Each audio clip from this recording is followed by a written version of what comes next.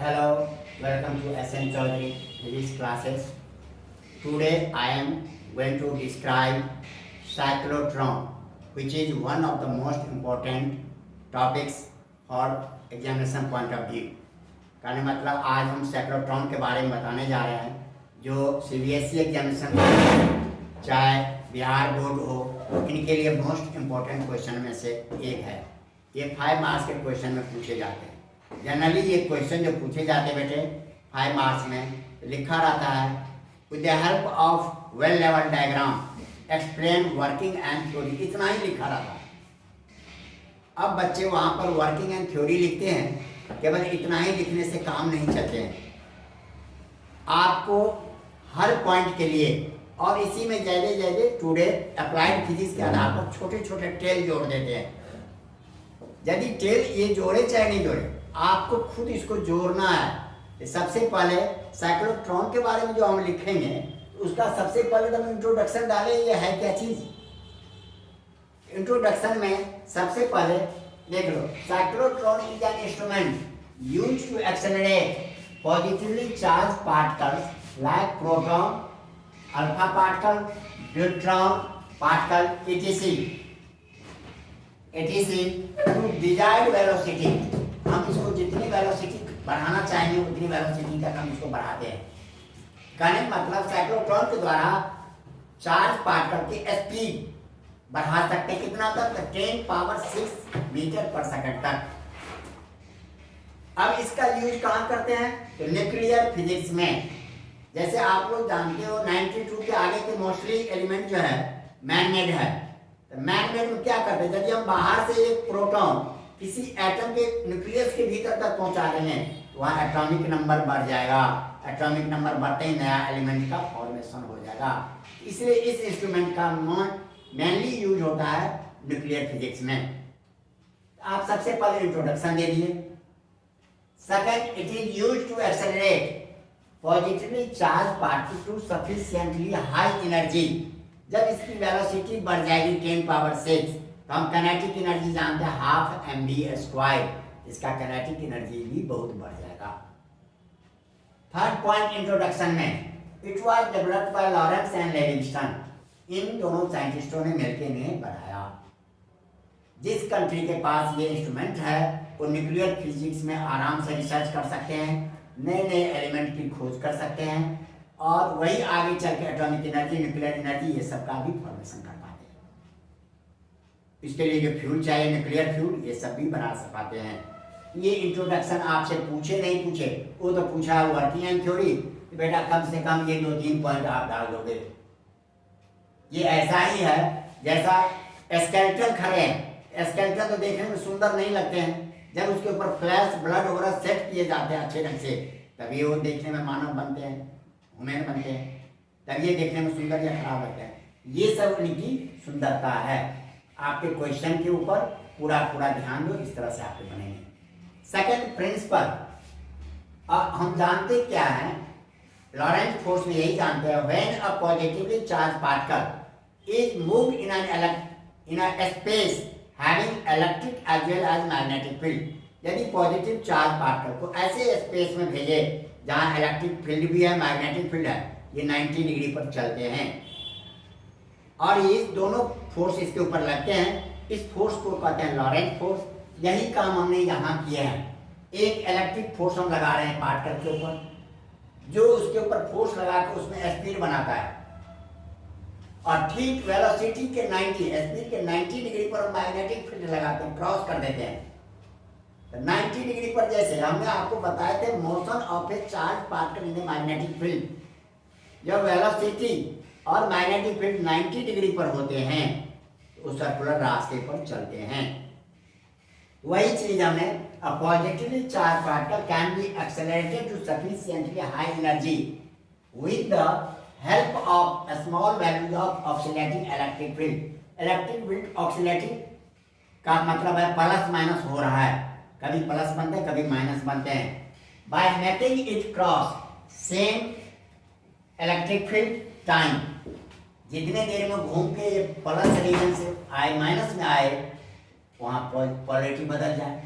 Field time and again with use of strong magnetic field और strong magnetic field लेंगे। तो second point में आपने प्रिंसिपल को लिखा, यदि नहीं भी पूछते हैं तब भी आपको ये 2 पॉइंट लिखना जरूरी है। अब आपके वेल लेवल डायग्राम ये 5 नंबर के क्वेश्चंस में है, तो हमने प्रयास किया कॉन्साइज फॉर्म में, शॉर्ट फॉर्म में कैसे इसको हम लिख लें।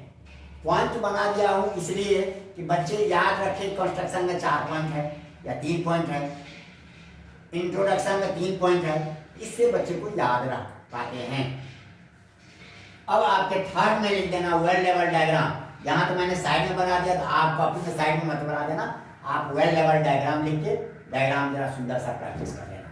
डायग्राम बनाने का तरीका मैंने सिखा दिया है, डायग्राम इस तरह से बनाना है आपको, और यहाँ जितना हो सका हमने किए हैं, आप बुक से भी डायग्राम ले सकते हो। लेवल रिंग ये डीज का लाया क्योंकि ये डी शेप में है, ये ऐसा ही है जैसे एक स्टील का थाली है और उसी के ऊपर कवर करके दूसरा स्टील का थाली रख दो, तो बीच में एक चैम्बर जगह सी बन गई, उनको डायमेट्रिक मीन्स एक डायमीटर को कट कर दो, तो आपको इस शेप में ये डी अलग हो गया, ये अलग, दोनों को अलग कर दो। बीच में ये जगह है जहां पर पी लिखा है हमने, वहां पर उस चार्ज पार्टिकल को हम रखते हैं जो मोशन में हो, जिसको मुझे मूव करना है, ये पी पॉइंट हो गया। अब ये चार्ज पार्टिकल इसीलिए चारों तरफ मूव करेगा भीतर में चैम्बर में, देख लो। अब इसके बाद जब घूम के ये लास्ट में आ जाते हैं तो ई एफ डिफ्लेक्टर है, चार्ज पार्टिकल आ रहा था, इधर हमने प्लस माइनस लगा दिए इलेक्ट्रिक फील्ड के द्वारा, वो रिपेल करेगा, वो अपना रास्ता बदल के इस तरह से निकलते हैं, विंडोज के द्वारा बाहर निकलेगा और ये टारगेट पर अटैक करेगा। टारगेट मीन्स वहाँ मेटल रखा हुआ है जिसमें मुझे प्रोटॉन डालना है या जिसमें मुझे अल्फा पार्टिकल डालना है। प्रोफेसर इसके लिए इसकी क्या जरूरत है, तो न्यूक्लियस जो है एटम का वो पॉजिटिव होता है। अब न्यूक्लियस के भीतर कोई आएगा तो रिपेल करेगा, तो हम इतने हाई एनर्जी से उसको डालें जिससे कि न्यूक्लियस के भीतर घुस जाए, और जब न्यूक्लियर के भीतर पेनिट्रेट कर जाएगा, इंटर कर जाएगा, तो नए एलिमेंट का, नए एटम का फॉर्मेशन हुआ, दैट इज नए एलिमेंट का फॉर्मेशन हुआ। अब कंस्ट्रक्शन में सारे बच्चे बुकों में लंबे चौड़े लिखे रहते हैं, तो हमने simple 2D shape metallic chamber called dees, called, यहाँ छूट गया था वर्ड, बेटा पुट कर दो, called dees D1 D2 connected with HF high frequency oscillator HF of 10 power 4 volt are held horizontal, उसको हमने horizontal रखा, मैग्नेटिक ऊपर एन पोल है नीचे एस पोल, उसके बीच में हमने ऐसे रख दिया, ये हमारा हॉरिजॉन्टल कहलाता है। इससे मैग्नेटिक फील्ड 90 डिग्री पर चलेगा, horizontal plane, such that magnetic field B is perpendicular to D, D के सरफेस का परपेंडिकुलर रहेगा, दैट इज इलेक्ट्रिक फील्ड का।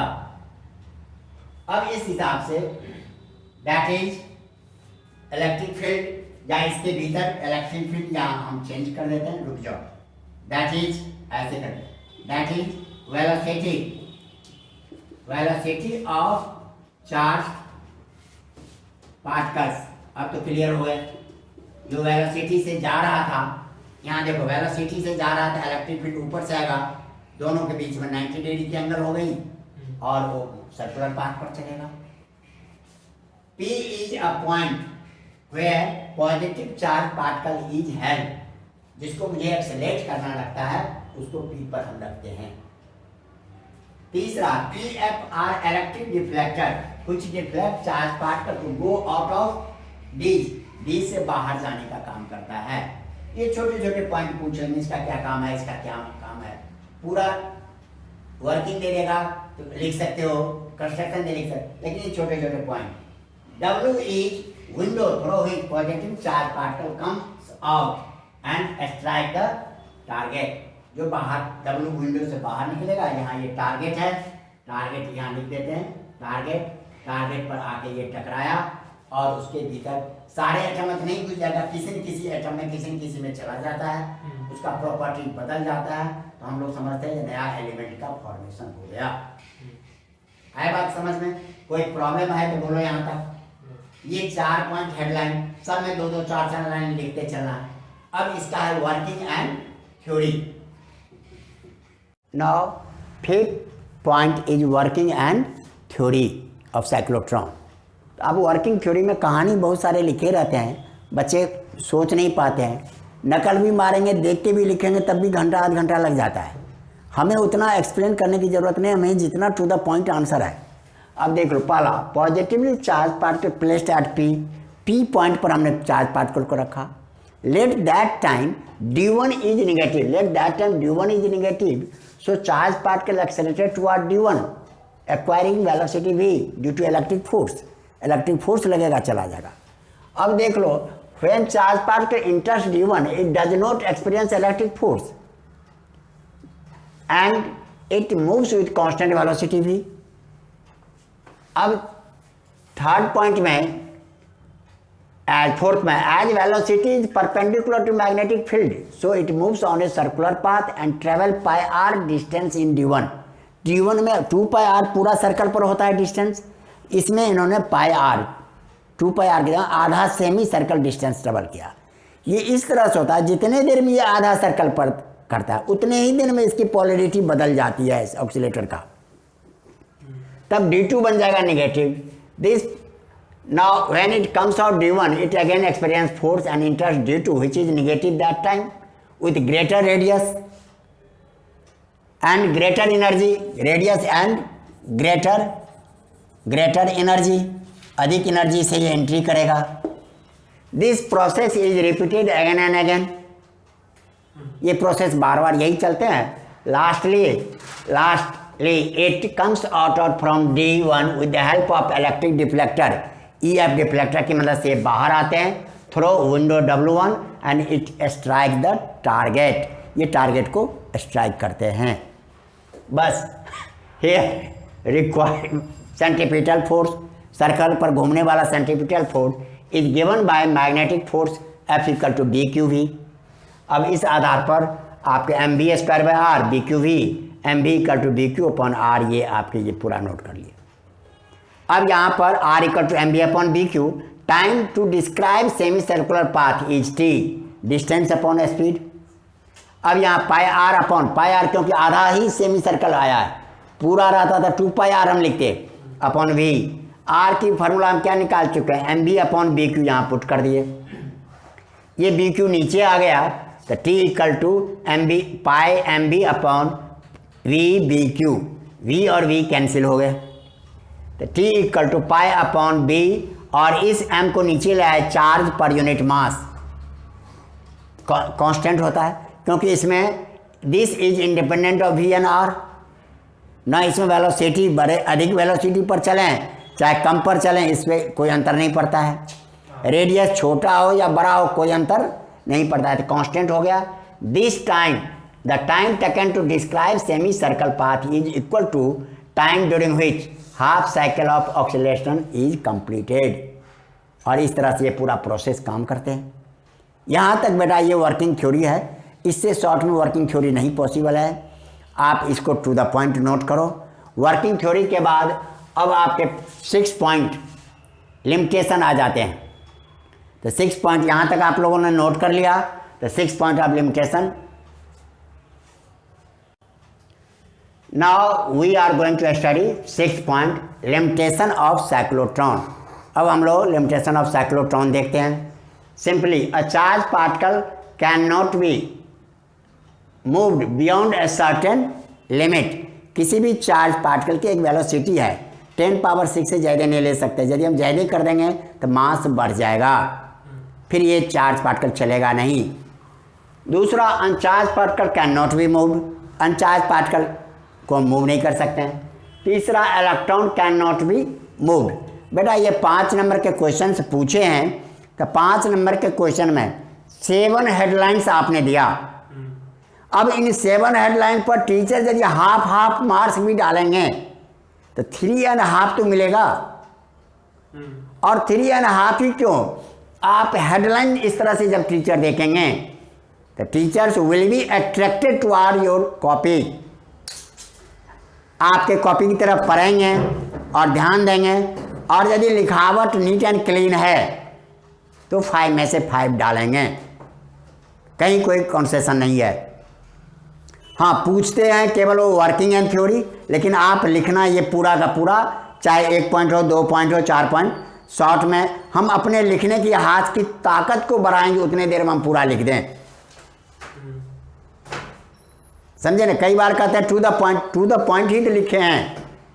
अब इसी को क्या करेंगे, कई बच्चे एनसीईआरटी की तरह या कहीं की तरह हिस्ट्री की तरह लिख देंगे पैराग्राफ में।